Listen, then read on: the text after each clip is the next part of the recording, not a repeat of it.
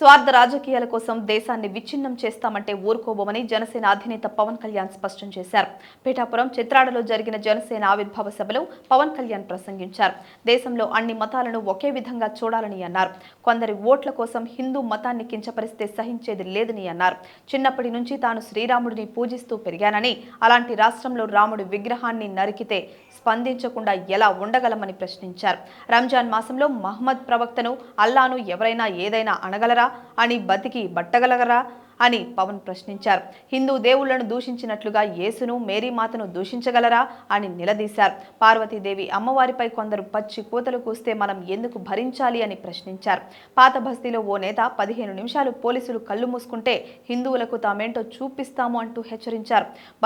బతుకమ్మ పాటలను అవహేళన చేసిన ఓల్డ్ సిటీ నాయకుడిని ఎలా ఉపేక్షిస్తారు అని పవన్ ప్రశ్నించారు. అల్లా, యేసు, అమ్మవారికి ఒకే న్యాయం ఎందుకు లేదు అని అన్నారు. హిందువుల రక్తంతో బంగ్లాదేశ్ ఏర్పడిందని అన్నారు. పాకిస్తాన్ ఏర్పడిన సమయంలో 12% పైగా ఉన్న హిందువులు ఇప్పుడు అక్కడ 1% పడిపోయారని అన్నారు.